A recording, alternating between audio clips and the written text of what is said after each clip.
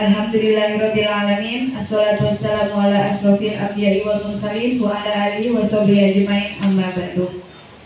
Pertama, yang terhormat Bapak Kepala Sekolah SDN Daleman 1, yang terhormat Bapak Ibu Guru SDN Daleman 1.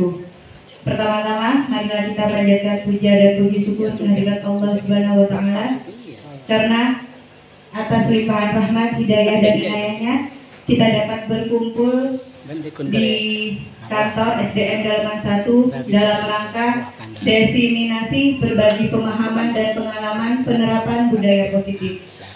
Salawat serta salam semoga tetap tercurahkan kepada junjungan kita Nabi Muhammad SAW. Baiklah, untuk mempersingkat waktu, acara yang pertama yaitu sambutan yang akan disampaikan oleh Bapak Kepala SDN Daleman 1 kepada Bapak Sulistiyoko. Kami silahkan.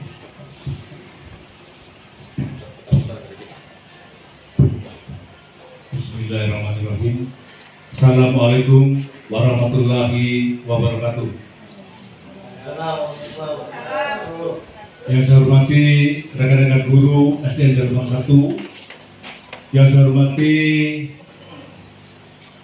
Bapak Fajarisman SPDSD selaku TGP Angkatan 7 Kabupaten Sumeneb. Dalam hal ini, hari ini kita berkumpul di sini dalam rangka melaksanakan diseminasi berbagi pemahaman dan pengalaman penerapan budaya positif.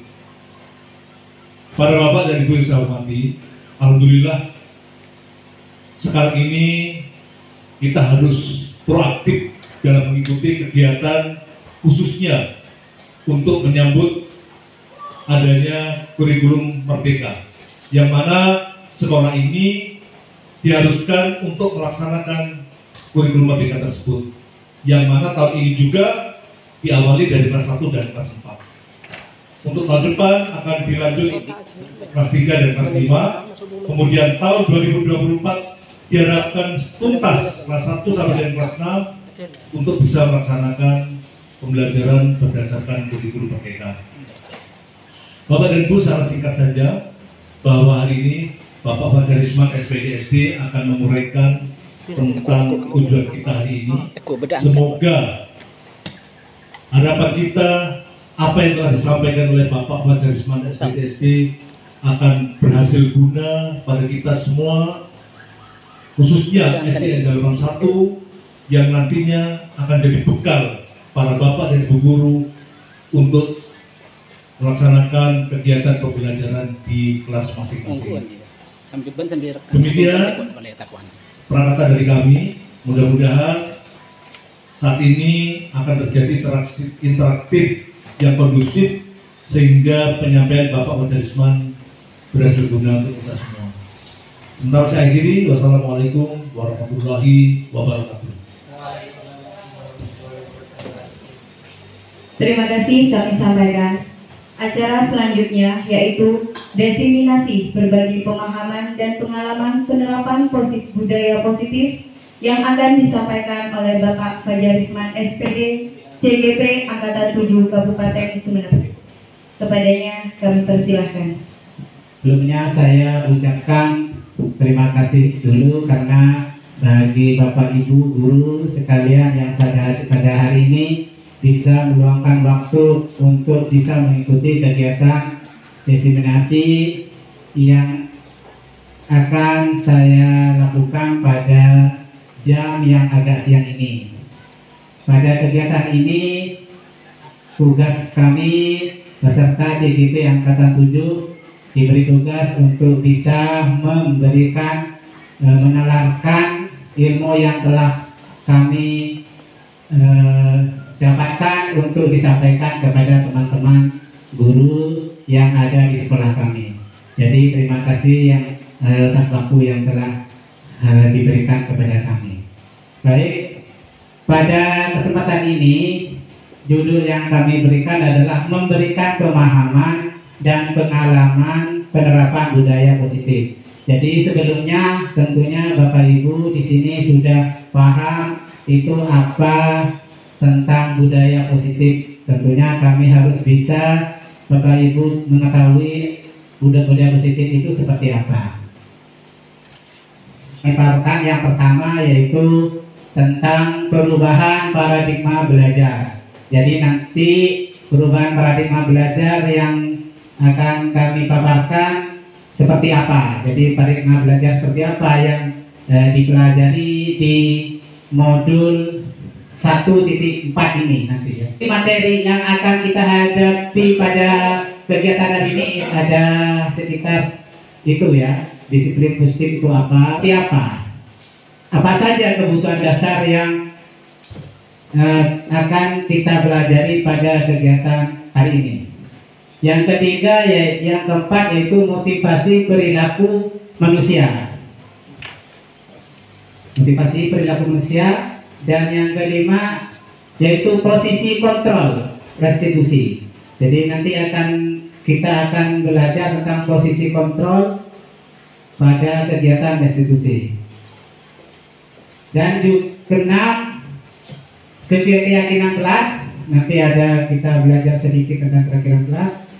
Dan yang terakhir adalah segitiga restitusi. Jadi ini kira-kira ya yang akan kita pelajari pada kegiatan hari ini.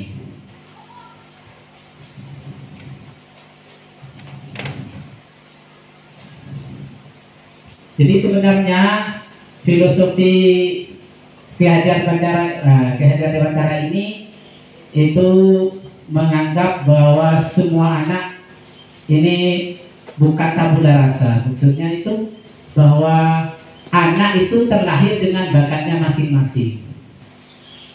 Jadi anak itu sudah punya. Tugas guru adalah menuntun agar bakat anak tersebut tumbuh dengan selamat dan bahagia. Ibarat guru itu ibarat bertani dan anak itu ibarat biji jagung yang kita tanam. Jadi bagaimana kita mengolah anak itu supaya tumbuh sesuai dengan kodrat alam dan kodrat zaman. Di sini kodrat alam artinya sesuai dengan kondisi sekolah masing-masing. Jadi misalkan kita akan membuat seperti di profil pelajar Pancasila kemarin itu sesuai dengan kodrat alam. Dan kodrat zaman itu kodrat sesuai dengan zamannya sekarang. Jadi misalkan anak-anak sudah bisa berbasis IT dan sebagainya, maka kita tuntun supaya kegiatan yang negatif di HP dan lainnya itu bisa berdampak positif kepada anak. Dan juga filosofi Ki Hajar Dewantara itu berpihak pada anak. Dalam arti apa yang kita lakukan dalam kegiatan sehari-hari sebenarnya adalah untuk anak. Jadi bukan untuk pribadi. Kalau kita berpihak pada kewajiban, kadang kita itu lebih fokus kepada kepentingan pribadi. Nah ini yang salah. Jadi kita sebenarnya harus berpihak pada anak. Apa yang kita lakukan lebih fokus kepada bagaimana kita melayani anak. Ini filosofi Ki Hajar Dewantara yang kita ajari di TGBP kemarin. Nah, perubahan paradigma. Nah, apa itu? Untuk membangun budaya positif, sekolah perlu menyediakan lingkungan positif. Nah, sudah jelas seperti kegiatan pramuka, kegiatan keagamaan itu sifatnya positif. Yang aman dalam arti anak-anak dalam kondisi aman, ini sudah jelas. Nyaman agar anak-anak mampu berpikir, bertindak dan mencipta dengan merdeka, mandiri dan bertanggung jawab. Lazimnya disiplin ini dikaitkan dengan kontrol, dalam hal ini kontrol dulu dalam menghadapi murid-murid. Jadi paradigma ini sudah jelas bahwa sekolah harus segalanya itu mendukung, baik dari keadaan sekolah, keamanan, bagaimana itu bertindak dan sebagainya, dan dikaitkan dengan kontrol. Nah, ini kontrol guru ini akan dipelajari pada kegiatan 5 posisi kontrol guru nanti. Nah ini adalah teori dulu ya. Jadi kalau kita mau mendalami sesuatu tentunya ada sebuah teori yang mendasarinya. Seperti paparan dari Dr. William Glasser dengan teori kontrolnya yang meluruskan miskonsepsi tentang kontrol. Jadi kita punya anggapan bahwa guru itu bisa mengontrol murid. Nah, ini yang salah. Bahwa kritik dan membuat orang merasa bersalah dapat menguatkan karakter juga sering kita lakukan. Kita akan kayaknya adalah sebagai seorang yang bisa mengontrol, membuat orang itu karakternya bisa berubah karena kita. Terus semua penguatan positif, efektif dan bermanfaat. Jadi ini ilusi. Jadi yang kita inginkan seperti itu. Biasanya seperti itu. Bahwa orang dewasa memiliki hak untuk maksa. Jadi itu yang terjadi. Nah, ilusi kontrol itu namanya anak-anak kita. Sebenarnya paradigma itu tergantung pada seperti ini. Dari paradigma yang stimulus respon, maksudnya yang kita sering hadapi, itu kita misalkan contoh, kita mencoba mengubah orang agar berpandangan sama dengan kita. Seperti kamu harus begini ya. Jadi kayaknya gampang lah anak-anak harus mengubah. Kamu harus begini. Ternyata kita itu sebenarnya kita berusaha memahami pandangan orang lain tentang dunia. Jadi kita itu harus berusaha memahami pandangan orang lain, bukan kita mengubah. Yang kedua di situ contoh dari stimulus respon, yaitu perilaku buruk dilihat sebagai suatu kesalahan. Juga ini yang sering kita lakukan, bahwa sesuatu yang anak-anak lakukan itu salah. Sebenarnya semua perilaku itu punya tujuan. Nah, ini ada pada kebutuhan nanti, 5 kebutuhan dasar manusia yang akan kita pelajari. Ini bersangkut paut kepada perilaku buruk sebagai sebuah kesalahan. Dan sebenarnya adalah perilaku buruk itu adalah semua perilaku memiliki tujuan. Jadi tidak ada yang buruk maksudnya gitu. Orang bisa mengontrol saya katanya. Sebenarnya itu stimulus respon. Jadi yang ada itu sebenarnya hanya Anda yang bisa mengontrol diri Anda. Jadi kita itu tidak perlu kita menganggap kita mengontrol anak, jangan. Jadi sebenarnya anak itu gimana itu bisa mengontrol diri anak itu sendiri. Jadi pemaksaan ada pada saat bujukan gagal. Ini maksudnya gini. Jadi sebenarnya itu kolaborasi kesepakatan itu menciptakan pilihan baru. Maksudnya pemaksaan itu bukan sebuah bujukan, ya. Bukan sebuah bujukan, tapi adalah harusnya kita menciptakan sebuah pilihan baru. Berpikir menang kalah. Jadi kita bukan berpikir menang atau kalah, tapi harus berpikir menang.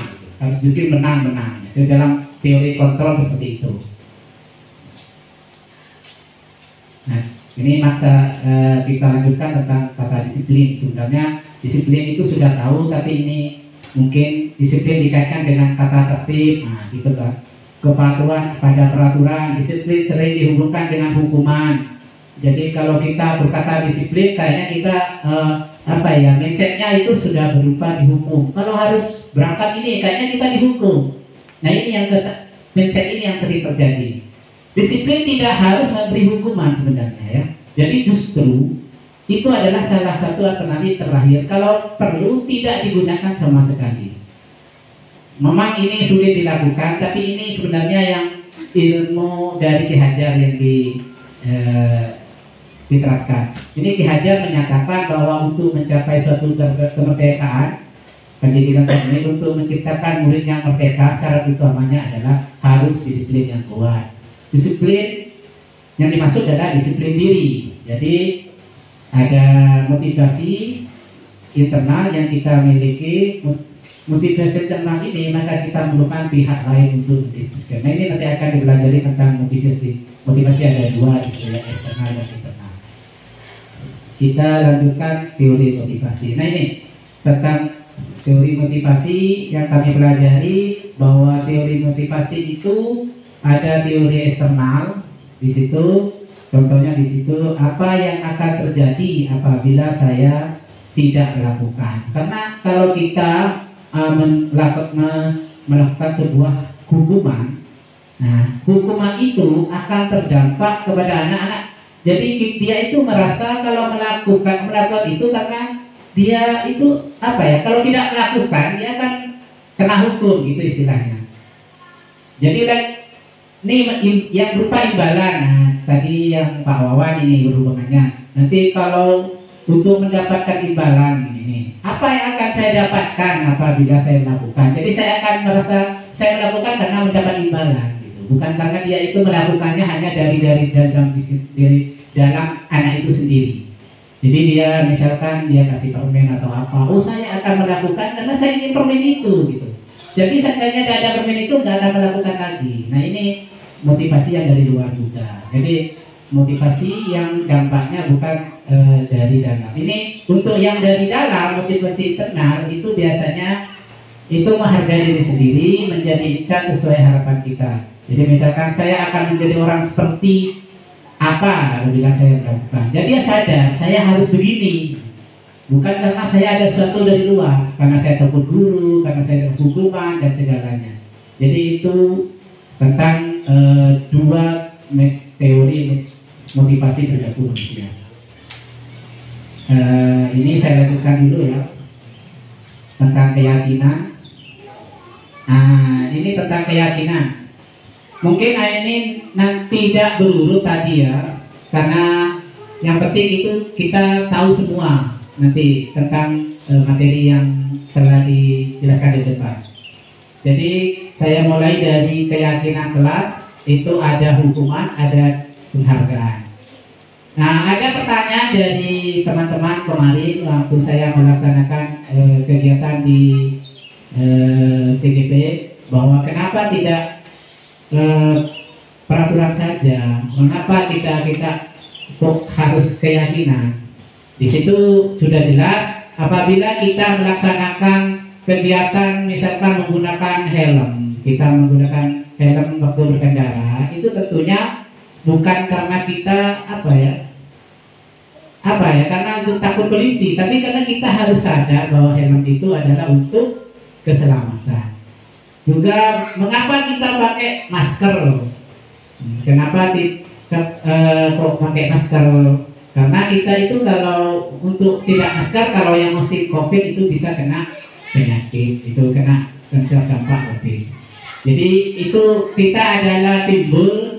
Jadi kegiatan-kegiatan keyakinan itu, peraturan itu timbul karena keyakinan. Maka mengapa tidak peraturan? Karena kita sebenarnya itu peraturan itu dari keyakinan itu, ya.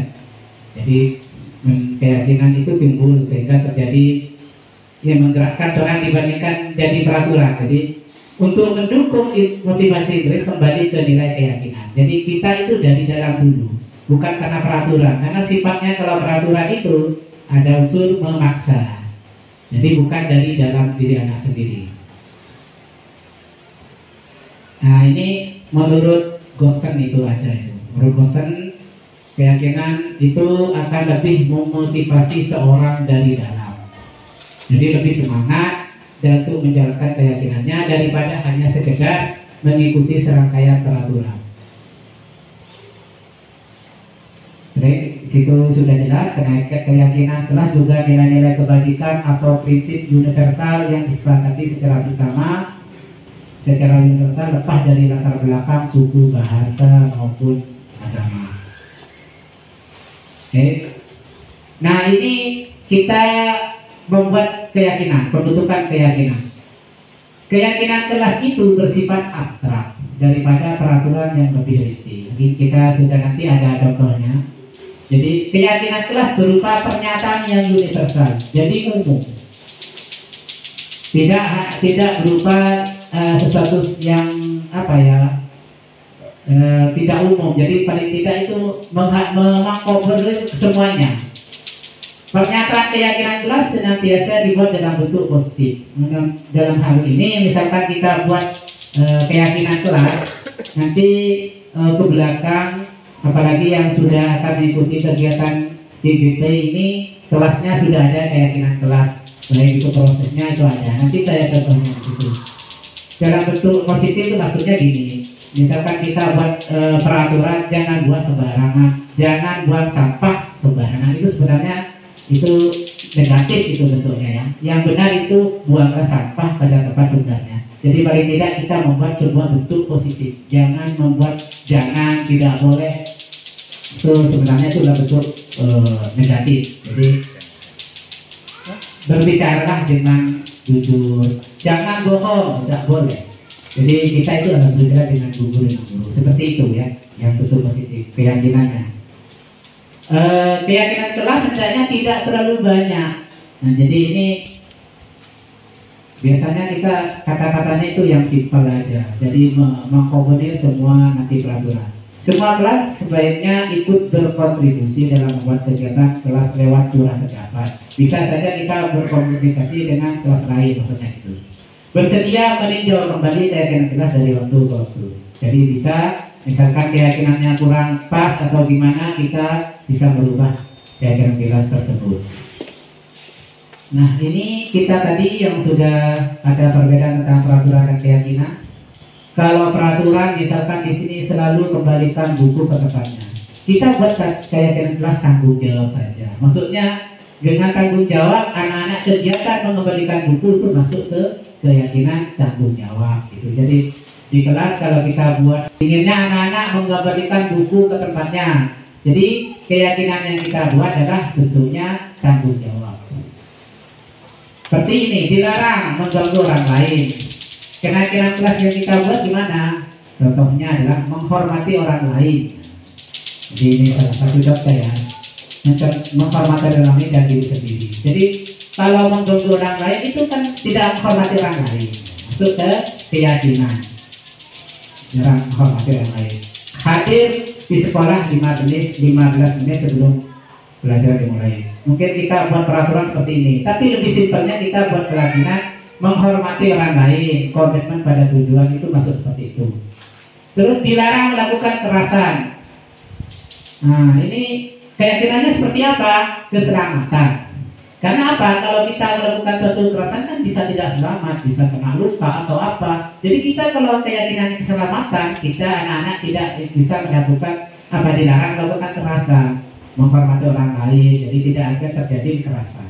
Jadi kita buat keyakinan di kelas itu menghormati orang lain, gitu, keselamatan. Nah, kemarin saya juga waktu belajar pertama kali di mana ya maksudnya buat keyakinan. Ternyata kita harus tahu peraturan dulu yang seperti apa. Jadi kita nanti buat keyakinan. Dan itu harus kita perlu bersama di kelas ya. Dilarang menggunakan narkoba. Buat aja kesehatan gitu aja keyakinannya. Jadi anak-anak biar sehat, tidak boleh merokok, narkoba dan lain-lain. Sudah minum-minuman alkohol itu masuk ke kesehatan. Bergantian atau menunggu giliran, contohnya penghormatan lain, kesabaran juga masuk itu. Terus gunakan masker sama itu ya. Terus berlari di kelas atau orang lain itu keselamatan. Jadi paling tidak ini contoh aja. Jadi kalau Bapak Ibu nanti buat keyakinan, nah seperti itu. Ini contoh keyakinan yang saya buat kemarin. Nah, ini yang Pak Awan tadi dihukum oleh penghargaan. Misalkan gini, kita membuat sebuah penghargaan pada anak, sebenarnya itu jangkanya pendek. Kalau bisa tidak panjang maksudnya. Penghargaan itu sifatnya menghukum. Mengapa sekarang itu sebenarnya kemarin saling debat karena masalah lomba-lomba. Kok lomba-lomba masih ada Pak di penghargaan? Atau ranking itu dihabisi karena program filosofi Ki Hajar ini. Jadi kita tidak boleh mengranking anak-anak. Jadi semua anak-anak sama. Kita itu penghargaan itu mengurangi ketepatan.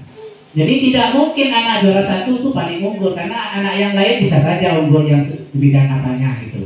Penghargaan itu tidak efektif, jelas. Kenapa? Karena penghargaan itu bukan sifatnya masih subjektif, karena itu dihitung seluruh materi. Penghargaan itu merusak hubungan ya. Kadang anak-anak itu apa ya, sentimen atau gimana, kok itu juara 1 misalkan, kok ini juara 2 dan gimana. Ini juga merusak hubungan di sekolah. Ini contoh dari konsekuensi hukuman dengan konsekuensi. Ini misalkan kita ya memberikan tindakan kepada anak 100 kali, mencatat 100 kali dalam buku kalimat, saya tidak akan terlambat lagi, misalkan anak-anak terlambat. Ini masuk ke hukuman atau konsekuensi.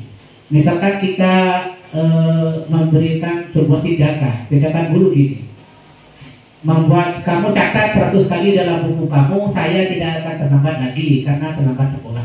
Ini masuk hukuman atau konsekuensi? Ya, karena kita ya kalau menghukum itu paling tidak ada dasarnya. Tahunya kita harus suruh dihukum, mana kamu mencatat gitu. Ini bedanya antara konsekuensi, itu sudah ada aturan resminya, kayak di sekolah itu ada peraturannya gitu. Terus lagi ya, contoh ini ya, lari mengelilingi lapangan basket 2 kali karena terlambat tidak hadir. Ini juga masuk hukuman ya. Karena apa? Ini masuk apa ya?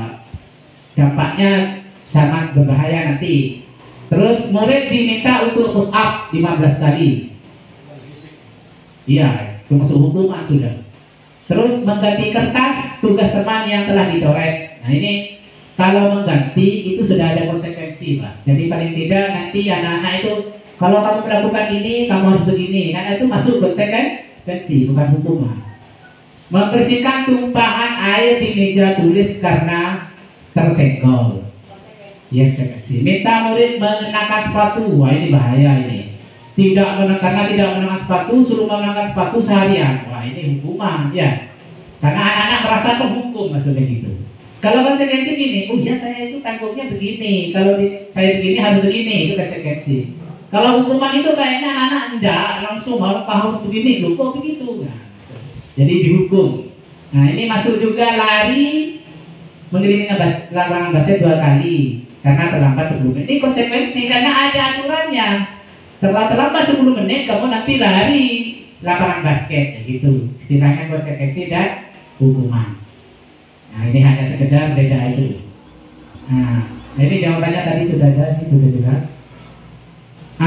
Ini perbedaan ini hukuman dan konsekuensi itu. Jadi hukuman itu menyakitkan karena harus terjadi. Kalau konsekuensi memang harus terjadi. Terus bentuk membuat anak sakit jangka lama, itu kalau hukuman. Kalau konsekuensi itu jangkanya pendek. Anak benci kedisiplinan, kalau konsekuensi itu menghargai. Jadi itu anak-anak melakukan ini karena itu karena berkat konsekuensi, jadi menghargai. Kalau hukuman itu dipaksa. Tapi kalau konsekuensi tidak, karena dia merespon terhadap kesalahannya.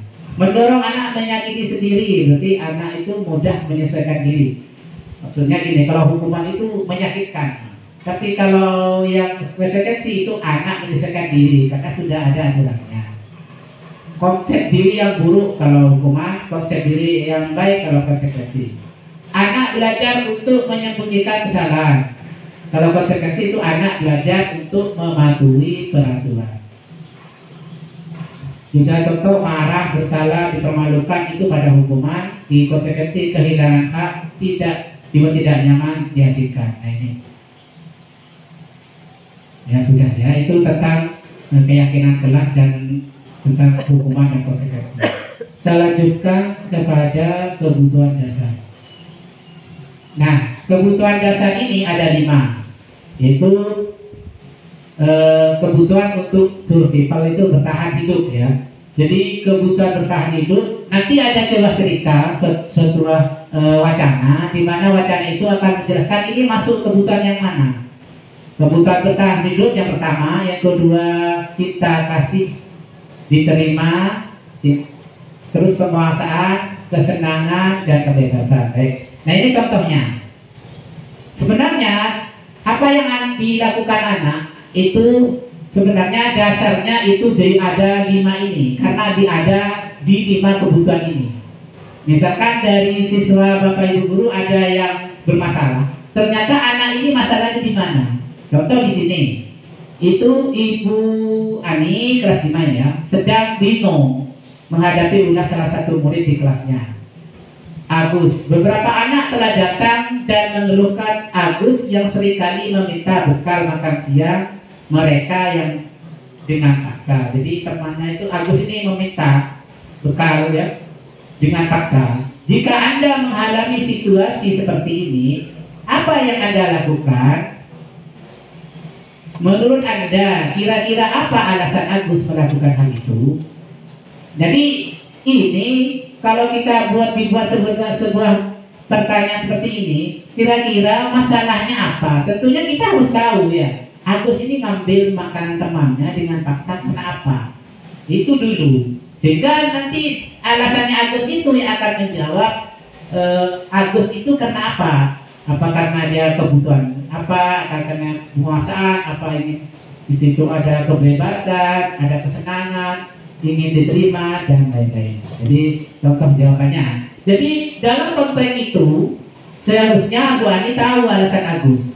Misalkan gini, apabila jawaban Agus itu karena lapar, orang tuanya tidak membawakan bekal, maka kebutuhannya Agus itu adalah kebutuhan bertahan hidup. Jadi maksudnya dia itu nggak makan di rumahnya, atau ibunya nggak peduli, dia lapar sehingga dia mengganggu temannya. Jadi dia masuk dalam kebutuhan anak tersebut dalam kebutuhan bertahan hidup. Apabila jawaban Agus itu ia sering senang temannya, nah, karena ia senang temannya jadi mempraktikkan dia. Kadang seperti itu, ada anak yang karena senang. Jadi kalau dia mengganggu temannya, kok kamu ganggu? Ya saya senang. Berarti dia itu perlu perhatian, ingin rasa diterima. Jadi kebutuhannya adalah cinta dan kasih sayang. Jadi bukan untuk diterima. Banyak seperti itu. Jadi itu biar menarik gurunya, biar dianggap nakal saya itu paling jago, itu bisa diterima, ingin diterima gurunya. Apabila jawabannya Agus adalah dia merasa hebat karena temannya jadi takut, nah ini kebutuhan ini adalah penguasaan. Jadi biasanya anak ini ingin jadi juara, jadi takuti di kelasnya. Wah, ini saya baku. Ternyata dia ini bukan apa, dia itu mengambil bekal bukan karena dia lapar. Ternyata dia ingin ditakuti. Pak, kok kenapa Agus kok ambil makanan itu? Dia Pak, biar dia takut sama saya, biar dia tidak berani juga guru saya. Misalkan atau dia itu keinginannya adalah dia itu pengakuannya biar berpuasa. Yang selanjutnya, apabila Agus itu merasa bosan dengan bekal yang dibawa ibunya, nah, kadang sama-sama dikasih bekal, tetapi dia masih ganggu temannya, berarti itu adalah kebutuhan akan pilihan, akan kebebasan. Jadi Agus ini dapat bekal sama, tapi dia tetap ganggu temannya, ambil temannya. Berarti dia merasa bekal itu sudah bosan. Jadi sifat manusia. Jadi kita juga punya sifat seperti itu, ingin bebas, punya pilihan lain, ambil orang lain, itu sama ya. Terus kalau jawaban Agus itu iseng saja, nah ini ini apa ya? Iseng saja supaya apa ya? Ini berarti apa? Anaknya hanya untuk senang. Jadi itu merasa apa ya? Mengganggu temannya itu karena kesenangan. Biar senang mungkin gitu ya. Jadi macam-macam ya. Saya senang saja Pak. Dia ganggu saya, lihat orangnya dia jadi menjadi senang saya kalau dia marah sama saya gitu. Itu adalah kebutuhan kesenangan. Jadi dampak dari apa dilakukan anak menurut pakar ini yang telah saya pelajari sebenarnya ada dari 5 kebutuhan itu. Jadi apa yang dilakukan anak itu tidak luput dari 5 ini. Dari mana itu? Apakah masuk bertahan hidup? Apa itu ingin diterima? Nah itu yang kita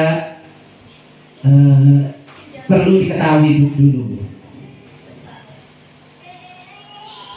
Nah ini tadi 5 kebutuhan dasar. Sekarang kita pada 5 posisi kontrol. Bapak Ibu, pada 5 posisi kontrol ini mungkin ini kurang jelas ya. 5 posisi kontrol.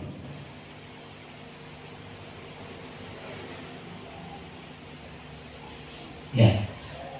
5 posisi kontrol ini sebenarnya nanti ada 2 video. 5 posisi kontrol, 5 posisi kontrol hubungannya dengan restitusi yang terakhir nanti. Di 5 posisi kontrol ini kita akan dihadapkan kegiatan kita kepada anak. Apa yang kita lakukan? Posisi apa yang kita ambil sebagai seorang guru? Jadi apakah kita dari 5 ini ada penghukum, pembuat merasa bersalah, teman, sebagai pemantau dan manajer? Kita posisi di mana? Kalau kita berbuat seperti ini, menghardik, menunjuk, menyakiti, menyindir, itu pada posisi penghukum. Guru berkata, kamu tidak boleh, kamu tidak melakukan, awas ya, rasakan nanti, awas ya, gitu ya. Jadi dia itu semacam menakut-nakuti. Apa yang dihasilkan pada penghukum ini? Jadi hasilnya adalah memberontak, menyalahkan orang lain, dampaknya juga berbohong. Yang selanjutnya kaitan dengan dunia apa? Dunia itu anak-anak mulai di luar apa? Tidak berkualitas. Meletakkan guru di luar dunia, maksudnya dia tidak apa ya? Menganggap gurunya itu nggak pantas sendiri. Terus apa lagi dampaknya? Yaitu anak akan mengulangi kesalahan. Jadi kalau kita lakukan yang sehari-hari apa? Apakah guru? Apakah kita melakukan penghukum atau tidak? Kalau kita masih menghardik, menunjuk-nunjuk, bahkan kita menyindir, itu berarti kita pada posisi penghukum. Dampaknya kepada anak apa? Yaitu akan mengulangi lagi kesalahannya. Bahkan anak-anak tidak akan menghargai guru lagi. Jadi ini yang terjadi pada anak. Terus posisi kontrol yang kedua, posisi guru, ini pembuat merasa bersalah. Artinya anak-anak itu guru itu berceramah dan mengatakan seharusnya ibu kecewa. Maksudnya gini, ini kata-katanya yang guru ini berkata gini, kamu seharusnya sudah tahu, ibu telah sekali mengatakan, sudah berkali-kali ibu mengatakan, kamu tetap saja, ini jadi ibu stres nanti, gimana nanti ini? Nanti saya dimarahi kepala sekolah misalkan. Terus yang hasilnya apa? Anak-anak akan menyembunyikan. Karena apa? Karena anak-anak itu merasa itu bersalah. Maksudnya gini, pembuat merasa bersalah itu apa yang dilakukan guru membuat anak merasa bersalah itu pada posisi yang kedua ini. Apakah kita posisi ini? Nah, ini harus kita perbaiki. Terus apa dampaknya? Anak-anak akan berbohong. Terus apa? Anak-anak itu menganggap guru tidak berkualitas. Jadi merasa rendah diri juga nanti anak-anak. Hasilnya kalau anak, kamu itu kurang ajar, tidak tahu diri, kamu itu macam apa ini? Nah itu yang terjadi seperti itu. Saya juga sering itu seperti itu. Jadi kadang para bapak ibu guru melakukan tindakan penghukum, pembuat masalah, itu sering kita lakukan. Nah, maka posisi guru itu memang ada di posisi 5 kontrol ini. Nah, yang ketiga, kadang pada posisi teman. Nah, ini posisi teman ini agak apa ya istilahnya ya, kayak berteman itu lah dekat. Ayolah, lakukan demi ibu. Kalau saya ini lakukan ya demi saya anak-anak. Ayo ingat ibu ini bantu. Dan kalau saya ingat saya bapak ini saya bantu. Ini anak-anak akan dekat kepada guru, merasa kaitannya ini anak apa ya, sebagai sangat apa ya kayak orang tua. Jadi dianggap teman. Jadi bapak ibu itu dianggap teman. Nah itu posisi teman.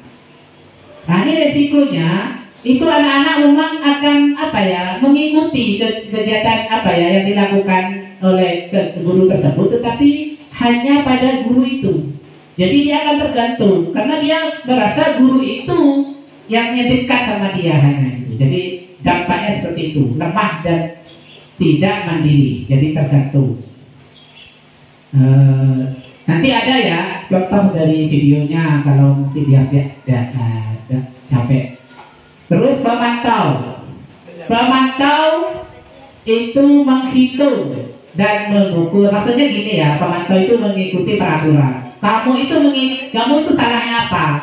Gini, oh iya Pak, kamu kalau sudah salah seperti ini gimana kamu melakukan? Ya saya akan mengikuti peraturan, menyesuaikan diri dalam arti ini. Ini posisi guru adalah sebagai pemantau saja. Kalau kamu mengikuti ini dan mengikuti ini, kamu sudah ya melanggar aturan, kamu boleh di kelas. Nah, tapi posisinya guru harus ikut juga. Dan misalkan dia itu harus menulis di kelas, Bapak Ibu harus memantau murid di kelas, berdiri di kelas harus. Artinya pemantau itu sesuai dengan konsekuensi, sesuai dengan apa istilah tadi, keyakinan. Itu pemantau. Jadi mengikuti aturan. Jadi standarnya segitu itu. Nah, yang paling akhir ini pada posisi manajer. Nah, posisi manajer ini adalah apa itu? Ini yang diinginkan di dalam dunia pendidikan. Jadi tujuannya adalah anak-anak itu bisa mengevaluasi diri, bagaimana cara memperbaiki diri. Jadi di sini itu kata-katanya itu sudah baik, istilahnya itu apa yang kita yakini, apa yang bisa kamu kerjakan untuk memperbaiki masalah kamu. Misalkan kamu ini masalahnya gimana, apa kamu bisa melakukan perubahan, maksudnya gitu. Jadi itu sifatnya adalah hasilnya menguatkan pribadi anak. Jadi pada posisi manajer ini nanti akan dilanjutkan atau dipraktekkan di restitusi. Jadi restitusi ini adalah kegiatan bahwa pendidik diinginkan atau diharapkan dalam dunia sekarang ini posisi tertinggi, bahwa kita berhasil dalam dunia pendidikan, bahwa posisi guru bisa pada posisi manajer. Jadi di kegiatan nanti ada pada kegiatan restitusi. Ya, saya lanjutkan ya. Nah ini, apa itu restitusi? Nah, restitusi ini adalah menciptakan kondisi murid, proses menciptakan kondisi bagi murid untuk memperbaiki kesalahan, sehingga mereka bisa kembali pada kelompok mereka dengan karakter yang lebih kuat. Ciri-cirinya ciri-ciri yang pertama adalah bukan untuk menebus kesalahan, namun untuk belajar dari kesalahan. Jadi ciri-ciri restitusi ini kegiatan guru, prosesnya saya ulang lagi ya. Proses menciptakan kondisi bagi murid. Misalkan kita akan memberikan sebuah apa istilahnya ya, bimbingan atau kita menyelesaikan masalah pada suatu anak, itu adalah prosesnya. Kita proses itu namanya proses restitusi. Bagaimana supaya anak nanti bisa kembali kepada kelompok mereka dengan karakter yang lebih kuat. Nah, ini ciri-cirinya. Jadi menebus kesalahan, nah bukan untuk menebus kesalahan, tetapi untuk belajar dari kesalahan. Yang kedua, memperbaiki hubungan. Jadi anak-anak tetap hubungan dengan temannya tetap baik. Terus tawaran, bukan paksaan. Dari kegiatan anak-anak tadi kita memberi tawaran, bukan memaksa. Bagaimana kamu memperbaikinya? Apakah kamu bisa memperbaiki yang telah kamu lakukan? Misalkan gitu ya. Terus menuntun, melihat dari dalam diri. Nanti ada kegiatan restitusi itu yang sifatnya memang menuntun. Ada apa istilahnya? Ya, langkah-langkahnya. Terus mencari kebutuhan dasar yang mendasari. Seperti tadi ada 5 kebutuhan dasar. Nah, kita cari dulu anak itu letaknya di mana kebutuhan dasarnya. Terus adalah yang keenam, cara yang paling baik untuk memperbaiki diri, ya sudah. Fokus pada karakter bukan tindakan. Fokus pada solusi, mengembalikan murid yang berbuat salah pada kelompoknya. Nah, ini kegiatan restitusi. Kemarin saya praktekkan. Di restitusi itu ada 3 kegiatan, yaitu menstabilkan identitas, validasi tindakan yang salah, terus menyiapkan keyakinan. Gini, kalau kegiatan restitusi kayak kita membimbing anak, pertama kegiatan ini kita misalkan ya, kita menstabilkan identitas artinya, misalkan anak-anak itu punya salah atau permasalahan apa istilahnya, anak-anak itu salah, kita jangan langsung itu karena anak langsung menyalahkan, jangan. Kalau kita langsung, oh kamu seperti ini ya, kok bisa, jangan. Sebab itu namanya akan membuat posisi anak pada posisi gagal. Dalam arti di kegiatan menstabilkan identitas ini, posisi gagal itu diangkat menjadi posisi sukses. Artinya istilah menstabilkan seperti itu. Jadi kita itu kegiatan restitusi ini kayak kita kegiatan bimbingan, apabila ada seperti sultan atau siapa itu kita panggil. Nah, kegiatan 3 ini yang kita lakukan. Nah, kegiatan di 3 ini mencakup segala materi yang ada, seperti 5 posisi kontrol, terus 5 kebutuhan ya tadi ya. Di situ masuk semua. Jadi kita jangan anak-anak langsung kita salahkan, itu salah. Jadi paling tidak kita harus membuat posisi anak yang salah itu menjadi posisi sukses. Apa yang kita lakukan? Jadi kita misalkan kita akan, kamu itu nggak salah, hanya kamu itu kurang begini. Sudahlah, semua manusia itu pasti ada salah gitu. Jadi kita itu tidak menyalahkan. Saya tidak akan menanyakan kesalahan kamu. Saya ingin menyelesaikan apa yang kamu salah, yang kesalahan kamu. Itu adalah menstabilkan. Jadi semua manusia salah. Sudah jangan memikirkan kesalahan kamu. Sekarang pikirkan apa yang kamu salah itu supaya baik gitu. Nah setelah itu baru kita validasi kesalahan itu. Nah di validasi kesalahan itu di istilahnya kita pada posisi kontrol yang tadi. Kenapa kamu melakukan ini? Saya Pak kamu Bu, karena saya itu hanya ingin senang, atau saya memang karena lapar. Nah sesuai dengan itu distabilkan maksudnya. Kita itu validasi tindakan yang salah apa? Oh iya, sudah stabil, anak-anak salahnya itu di validasi. Oh iya, kan nanti Bapak Ibu saya contohkan videonya. Karena kalau kita bicara seperti saya aja dengarkan pidato tidur. Tapi kalau nanti saya video mungkin Ibu tertarik nanti ya. Iya gitu. Jadi saya lanjutkan saja di videonya, Bapak Ibu kita contoh itu contoh restitusi dan 5 kebutuhan dasar seperti itu. Karena kemarin saya teman-teman yang bicara yang diskriminasi, kayaknya kalau sifatnya itu Pak menyampaikan materi, itu kurang menarik. Jadi paling tidak saya berusaha untuk bisa mencari contoh video-video yang ada. Jadi Bapak Ibu kita perhatikan contoh dari 5 posisi kontrol dan juga nanti kegiatan restitusi yang dilakukan oleh salah satu contoh di video tersebut.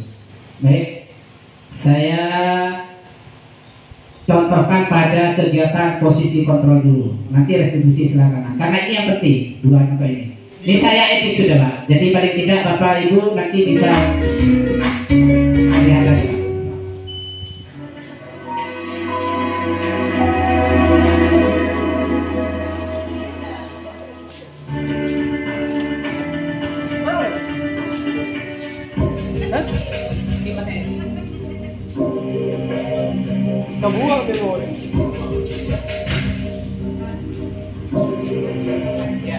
Ini pada posisi penghukum ya, silakan. Sini kamu.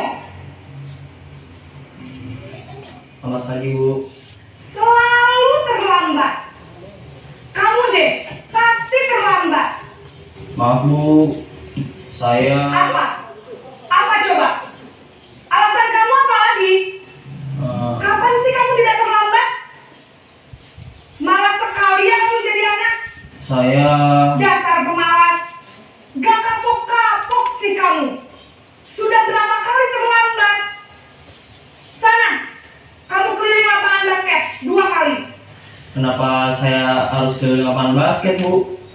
Kenapa? Kamu melawan ibu. Berani-beraninya jawab. Sudah terlambat, masih berani jawab pula. Sekarang, keliling lapangan basket 5 kali sekalian. Biar kapok. Cepat. Pergi sana ke lapangan basket. Ya, Yang tadi itu posisi bersalah ya. Penghukum ini posisi membuat bersalah.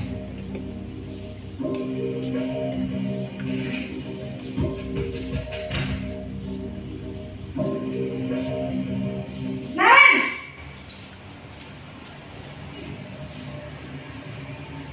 Selamat pagi, Bu. Naren, kamu kenapa terlambat lagi, nak? Ya Tuhan, Naren, kamu senang ya bikin ibu susah ya? Kalau kamu terlambat lagi, nanti ibu yang ditegur bapak kepala sekolah, nak. Disangka ibu tidak bisa membina kamu. Duh, gimana ini? Maaf, Bu. Duh, Gusti Naren, kamu suka ya kalau ibu ditegur bapak kepala sekolah? Terus, sekarang ibu harus tulis apa ini di buku absen? Ini kamu sudah sering terlambat loh. Ibu harus apa coba? Maaf, Bu. Maaf sekali. Ya sudah, lain kali jangan bikin ibu susah lagi ya nak ya. Ibu tidak akan kuat lagi kalau kamu gini terus. Bisa jantungan kalau ibu tegur bapak kepala sekolah. Sana cepat ke kelas. Maaf ya, Bu. Maaf sekali. Ya itu maksudnya gini, ini dampaknya parah karena anak itu merasa bersalah dan itu terpendam. Kadang anak-anak banyak seperti ini itu membunuh diri atau tidak masuk sekolah karena dianggap itu merasa bersalah. Jadi kayaknya kecil tapi dampaknya besar ini. Jadi penghukum dan membuat merasa bersalah ini yang sering kita lakukan. Menurut Bisa kita nggak dulu di masalah ini. menurut Kayaknya contohnya anak kelas 10. Ya, tidak, ini sama Pak. Jadi Gini masalahnya. Saya hubungkan dengan materi saya tentang restitusi. Kita punya masalah di sini anak yang masalahnya mungkin melebihi ini. iya, Kita umurnya kan pelan beda. dengan cara kita lakukan, mungkin dengan teori-teori ini bisa masuk, gitu loh. Gimana kita harus memprosesnya? Anak kita contohnya saat ini sudah terjadi, di sampingnya tidak ada, seperti sampai itu. Ton, Adit, Dana. Dana, Valen. ya, Maka kita bisa mencarikan contoh yang ya nanti nih, Pak di kegiatan ini sebenarnya kan bukan masalah anaknya Pak, kegiatannya. Jadi apa yang kita lakukan sebenarnya mencakup di posisi 5 ini. Nanti di kegiatan pembimbing-bimbingannya bukan ini Pak. Ini contoh aja. Contoh yang dilakukan guru. Nah, posisi guru ini posisi guru. Guru pada posisi menghukum, posisi pembuat perasaan bersalah, dan sekarang ini posisi teman. Jadi posisi guru ini Pak. Kita itu sebagai guru ke murid apa yang kita posisikan? Ya. Jadi nanti lihat aja. Nanti ada di kegiatan selanjutnya. Ini posisi teman. Jadi guru pada posisi teman. Naren,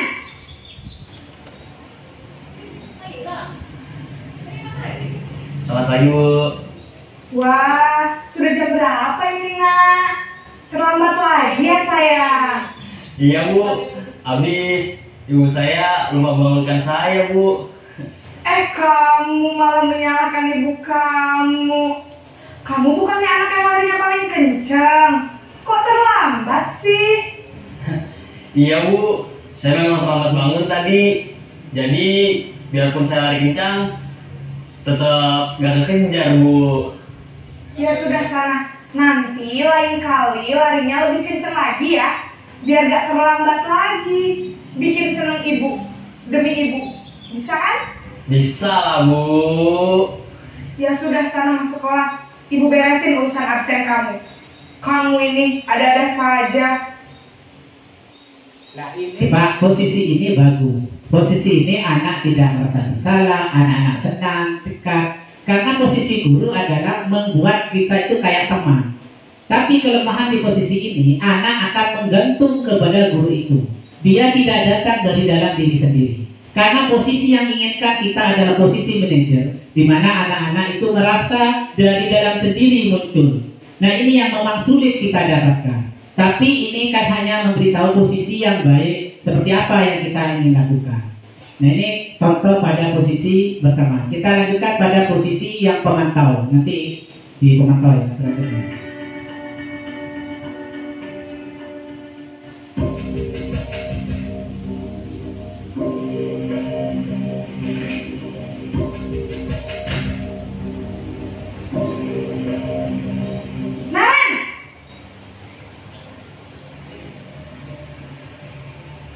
Selamat pagi, Bu. Naren, apa peraturan sekolah kita tentang jam berapa kita harus masuk sekolah, nak? Kita harus di sekolah jam 7, Bu. Iya betul, sekarang sudah jam 7.20. Naren sudah tahu konsekuensinya jika terlambat hadir. Paham, Bu. Saya harus tinggal kelas pas jam istirahat selama 20 menit. Iya benar, konsekuensinya demikian. Jadi nanti jam 9.30 pas istirahat, kamu harus tinggal di kelas, kerjakan tugas tambahan untuk ketertinggalan kamu, ya? Baik, Bu.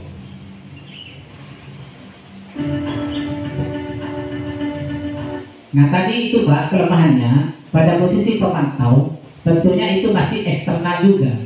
Jadi yang kita inginkan posisi yang sebenarnya di posisi manajer ini. Jadi kalau yang pemantau tadi masih karena posisi karena takut pada aturan gitu Pak, maksudnya gitu. Tapi itu benar, tapi kita paling tidak ingin yang terbaik. Nah di posisi ini yang kita inginkan. Contoh yaitu di posisi manajer.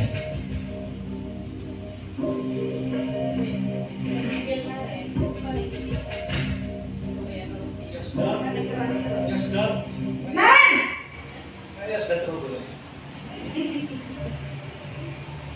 Selamat pagi, Bu. Selamat pagi, Naren. Maaf, Bu. Saya terlambat. Iya, sekolah masuknya jam 7, sekarang sudah jam 7.20. Jadi sekarang bagaimana ini, Naren? Maaf, Bu. Saya lupa setel alarm saya semalam. Baiklah, menurut kamu, keyakinan sekolah yang mana yang perlu kamu tingkatkan? Menghargai diri sendiri dan orang lain mungkin ya, Bu. Setuju. Jadi, apakah Naren meyakini prinsip saling menghormati tersebut? Iya, Bu. Saya meyakininya. Apakah Naren bersedia memperbaiki masalah keterlambatan ini? Bersedia, Bu. Bagaimana kamu akan perbaiki masalah keterlambatan ini? Saya akan coba untuk tidak lupa menyetel alarm saya, Bu. Baik, kalau Naren lupa menyetel alarm di rumah, ada orang yang kira-kira bisa bantu mengingatkan tidak? Ada, Bu. Kakak saya, Kak Emma. Ada lagi selain Kak Emma? Selain Kak Emma, ada ibu saya. Baik, jadi yang mengingatkan Naren adalah Kak Emma dan ibu kamu ya? Kira-kira akan mulai setel alarm kapan nih, Naren? Setelah pulang sekolah, akan segera saya lakukan. Baik, jadi Naren akan setel alarm untuk bangun besok pagi dan akan diingatkan oleh kakak dan ibunda Naren ya. Ada lagi yang mungkin perlu dilakukan, Naren? Agar tidak terlambat bangun lagi. Tidak ada, Bu. Baik, Naren. Terima kasih untuk kerjasama kamu. Sekarang kamu perlu kembali ke kelas untuk belajar. Baik, Bu. Terima kasih.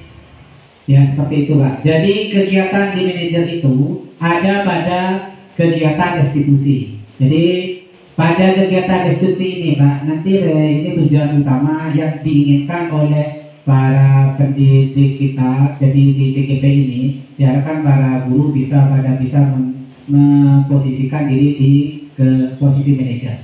Di posisi video restitusi ini sudah jelas nanti ada contoh ini. Hampir sama dengan yang Naren tadi. Hanya ini dijelaskan tentang identitasnya, validasinya, dan keyakinannya. Nih. Siang, Sarah. Siang, Pak. Sudah lama nggak ketemu Sarah? Kenapa hari ini ada di sini? Kesel Pak, kesel banget.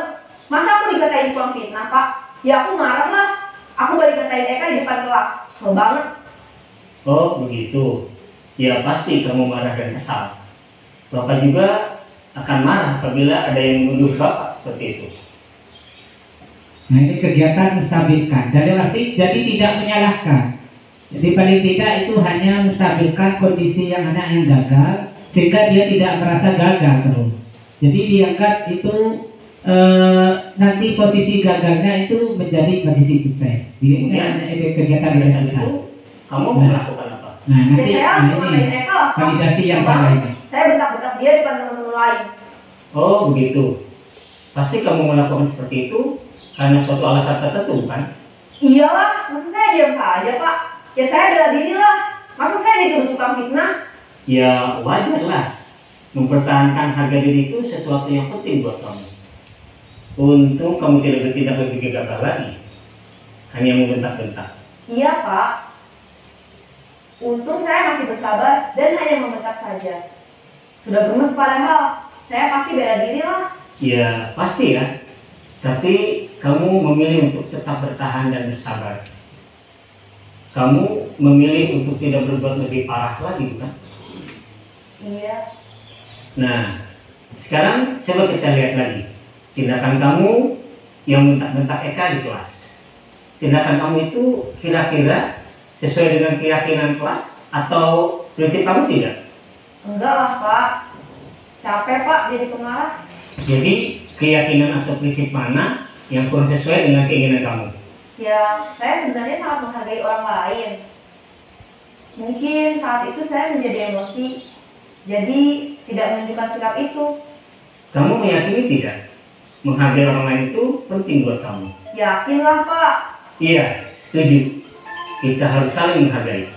Namun, ada juga keyakinan yang kita sepakati yang perlu kita jalankan apabila kita sedang marah, bukan? Ya, saya bisa lebih proaktif, mulai dengan diri sendiri. Saya bisa jadi lebih bersabar, mengambil waktu jeda untuk berpikir mau apa selanjutnya. Kira-kira kamu bersedia memperbaiki masalah ini tidak? Bersedia Pak. Kalau kamu memperbaiki masalah ini, kamu akan menjadi orang seperti apa? Saya akan menjadi orang yang bertanggung jawab kali ya Pak.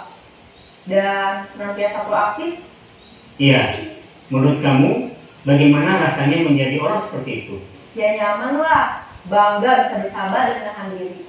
Baiklah kalau begitu. Yuk kita pikirkan bagaimana memperbaiki masalah ini. Ya itu Pak, maksudnya gini, dari kegiatan ini anak itu akan timbul kesadaran diri. Jadi dia itu akan berubah pola pikirnya, bahwa dia itu dibimbing bukan dari eksternalnya. Dia itu digubuk oleh kegiatan tadi, identitas, validasi masalah dan keyakinan itu sebenarnya langkah yang apa ya istilahnya, langkah yang bukan seharusnya dilakukan. Itu langkah yang biasanya kita seharusnya kita lakukan supaya mendapatkan hasil motivasi intrinsik. Kalau kita mendapatkan motivasi ekstrinsik, itu dampaknya akan pendek. Seperti yang dijelaskan sebelumnya oleh saya, bahwa sebenarnya di JGP ini Bapak Ibu guru itu menciptakan suasana disiplin karena intrinsik, bukan dari ekstrinsik. Itu fungsi gunanya. Jadi memang sangat sulit, tapi paling tidak apakah dalam kegiatan itu kita harus melakukan sebuah restitusi, ada 3 kegiatan itu? Tidak harus, kita bisa saja kalau hanya masalahnya kecil atau apa, kita langsung menanyakan keyakinannya atau gimana. Yang jelas bagaimana posisi guru pada posisi manajer dan dampaknya supaya bisa pada posisi intrinsik. Nah ini yang motivasinya mesti ini yang memang kita inginkan, dan itu berdampak pada budaya sekolah yang bisa mendapatkan budaya positif sekolah karena dari motivasi intrinsik. Saya kira itu dari saya cukupkan sekian dari pertemuan hari ini. Sudah lebih 1 jam karena materinya banyak. Tapi oh ya, dari ini kita memang sebenarnya ada kegiatan tanya jawab. Mungkin kalau masih ada waktu silakan Bapak Ibu untuk bisa menanyakan masalah yang di sekolah ada. Ya silakan Bapak Ibu Rizky dulu. Terima kasih Pak Fajar dari Pakai mic aja. Ya.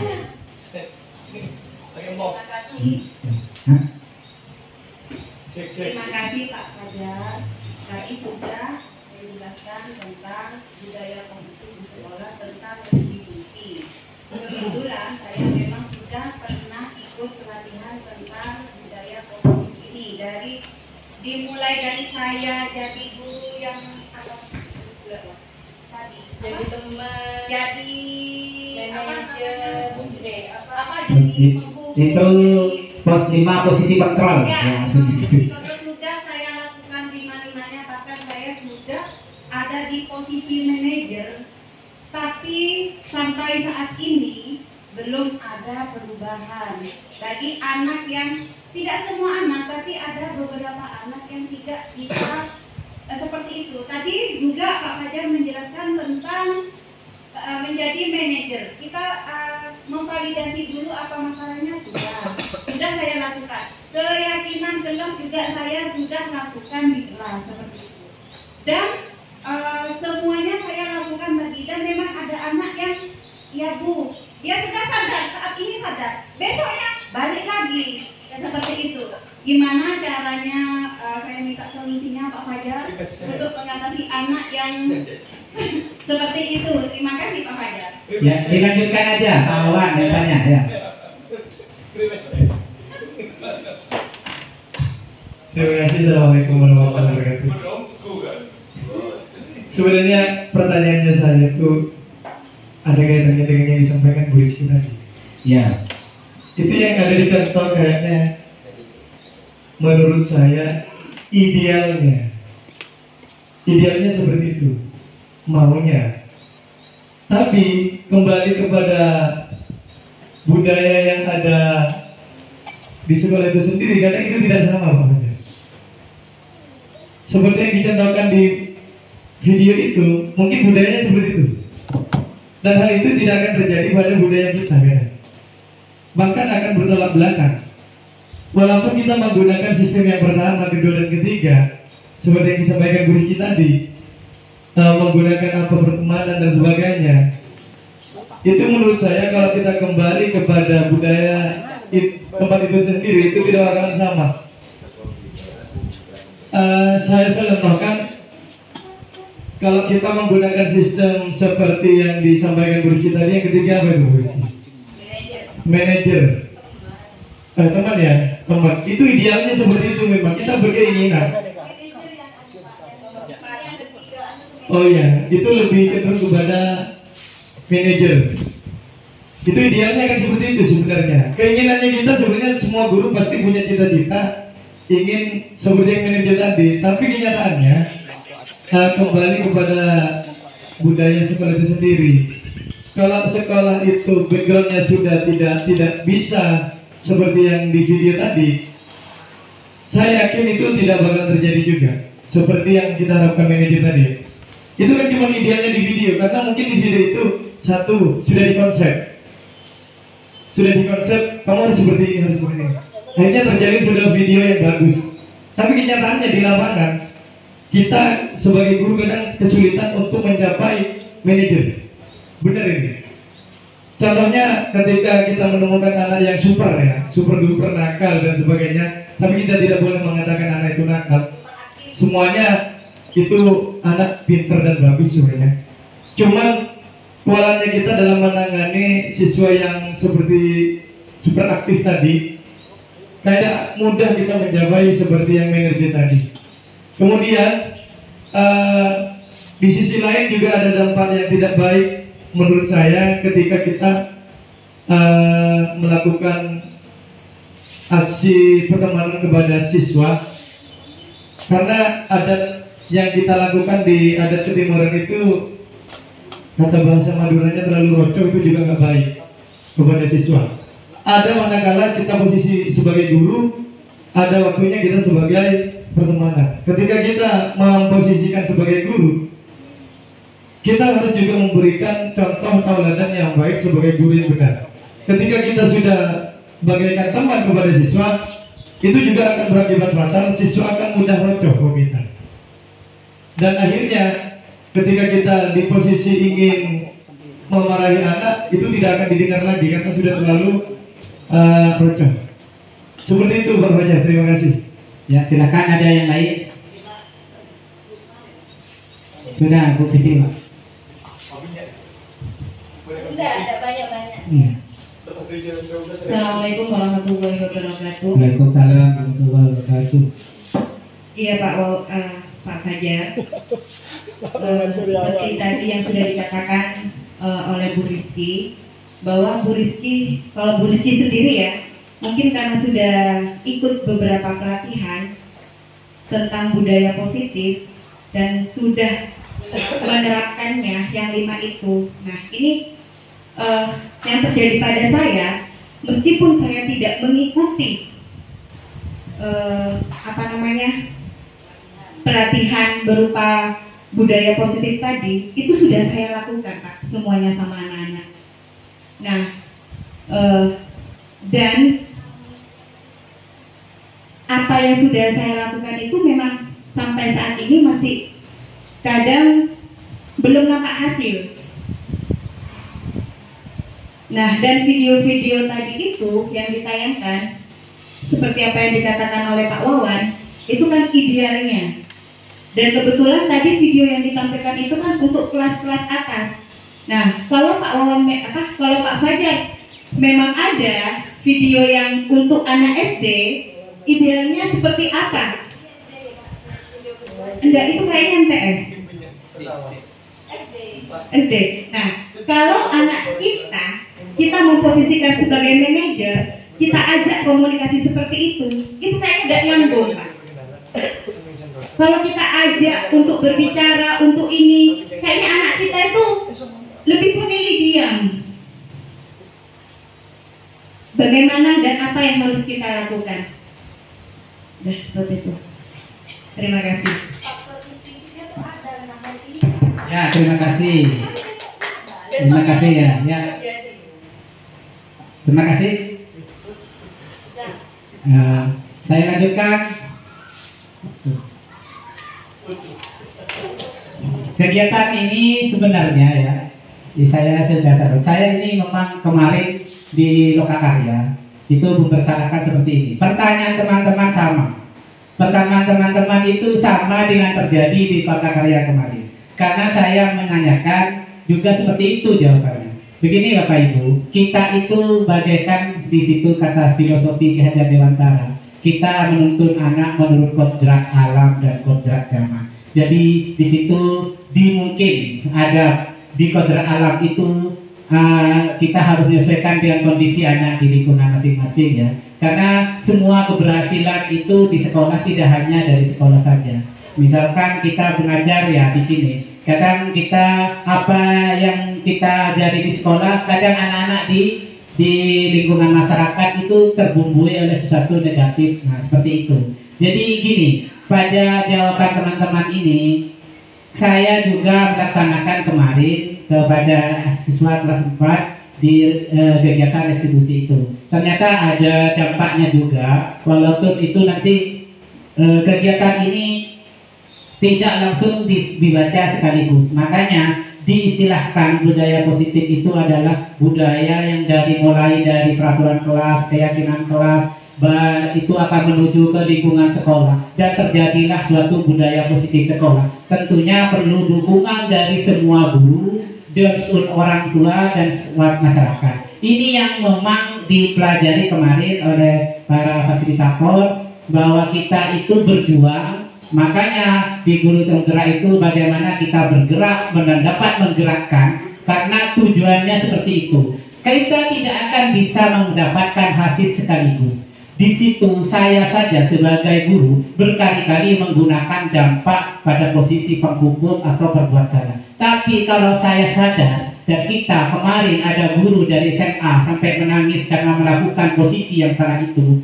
Karena apa? Dia sampai muridnya keluar, muridnya sakit hati pada guru itu. Karena pernah ditempelin, karena merasa buat bersalah, dia menghardik. Suatu adalah tekanan psikis. Bukan hanya kita melakukan tekanan fisik. Psikis itu juga sangat berbahaya. Kita juga menghina, itu juga berbahaya.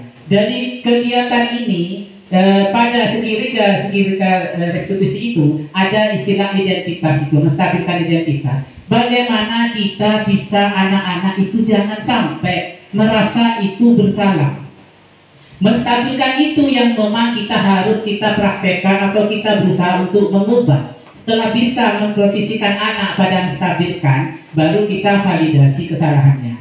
Sebenarnya itu, baru kita beralih ke keyakinan. Nah, keyakinan itu adalah ketiga, Pak. Apabila anak-anak sudah siap bahwa dia sudah mau mengubah dirinya, bahwa dia sadar, pada kegiatan video itu, anak kan namanya video, di situ sudah langsung mengubah. Ternyata itu kan perlu proses.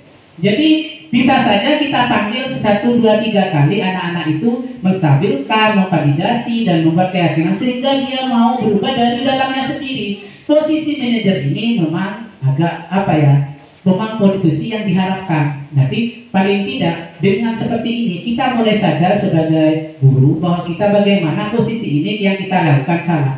Jadi kita tidak maklum lah di sekolah ini sudah kita melakukan kegiatan yang seperti dilakukan, sudah posisi teman katanya sudah, Pak Sudi posisi ini sudah. Karena apa? Karena kita terburu-buru mendapatkan hasil. Nah, kenapa? Seperti kelas 1 ya, itu dibiarkan. Nanti pindah kelas 3, makin anak makin nakal. Nah, sebenarnya itu ada rentetannya.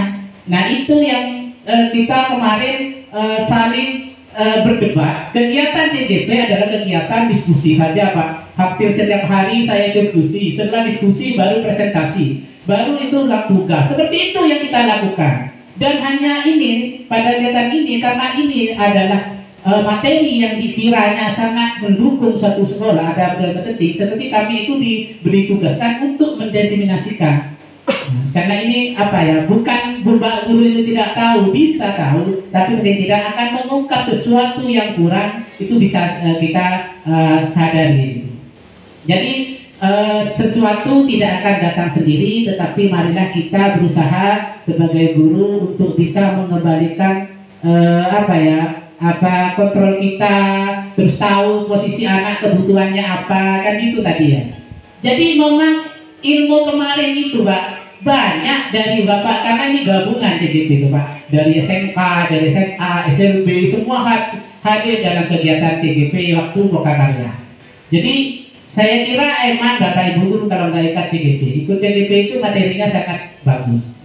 Ya, saya kira itu dari jawaban saya. Boleh Bapak Ibu praktekkan mulai dari posisi mana. Yang penting nanti gimana Bapak Ibu bisa mencapai yang terbaik. Kan ini namanya tujuan Pak. Kita punya ilusi, punya angan-angan. Gimana kita bisa mendapatkan hasil yang terbaik. Saya kira terima kasih atas serta Bapak Ibu guru. Sebenarnya saya tidak ingin seperti ini. Karena Bapak Yoko kemarin saya tahu dari di kantor ya, silakan di kantor, tidak apa-apa. Yang penting Bapak Ibu guru mungkin yang nggak masuk bisa tahu tentang materi ini. Terima kasih. Jadi itu nanti kalian kalau sudah kita rembuk bersama, supaya kalian tahu diskusi tadi, yaitu tadi kalau pakai helm menjadi kita untuk bisa kalau kita pakai masker, tujuan untuk apa tadi? Kesehatan. Jadi kita itu menggunakan peraturan di sini, kelas itu bukan hanya sekedar peraturan, tapi tujuannya adalah supaya kita selamat dan sehat. Itu jadi kita itu harus yakin. Dari nanti kita namanya adalah keyakinan kita yang buat keyakinan kelas. Kenapa kok bisa bilang keyakinan kelas? Karena kita yakin dengan kita mengikuti apa yang sudah terpampang nanti di keyakinan kelas itu, kita itu nanti bisa tahu. Oh, keyakinan kelasnya contohnya di grup sudah saya kasih tahu ya, contohnya ada di grup ya. Nanti bisa disebar lagi yang ingat yang bawa HP di HP. Nanti tiap kelompok akan mengusulkan keyakinan kalian. Misalkan harus disiplin, harus mendengarkan penjelasan guru apabila guru mengajarkan. Itu keyakinan. Nah, itu kalau melanggar, kalian berarti melanggar keyakinan kalian sendiri. Ada konsekuensinya. Itu namanya melanggar keyakinan. Konsekuensinya di situ bisa, misalkan kalian bisa suruh nulis, suruh apa gitu ya. Nah, itu konsekuensi karena melanggar keyakinan. Gitu ya. Jadi kalau kalian tidak rajin menjelaskan, kalau udah rugi sendiri. Kalau guru menjelaskan kalian nggak mendengarkan, kalian nggak ngerti pelajarannya. Konsekuensinya jatuh kalian sendiri tidak paham pelajaran yang apa yang Bapak jelaskan. Nah, nanti tiap kelompok, jadi di sini kemarin sudah ada 8 kelompok. Tiap kelompok nanti punya keyakinan. Nanti terpilih terbaik siapa. Jadi kita disepakati secara bersama. Itu ada pertanyaan tentang kegiatan hari ini? Tidak ada. Baik, sekarang kita akan kegiatan alas, kita tulis di lembar. Di sini ada kamu siapkan lembar, nanti ditempel ke papan tiap kelompok membuat sebuah keyakinan dan kita sepakati bersama. Ya, sudah.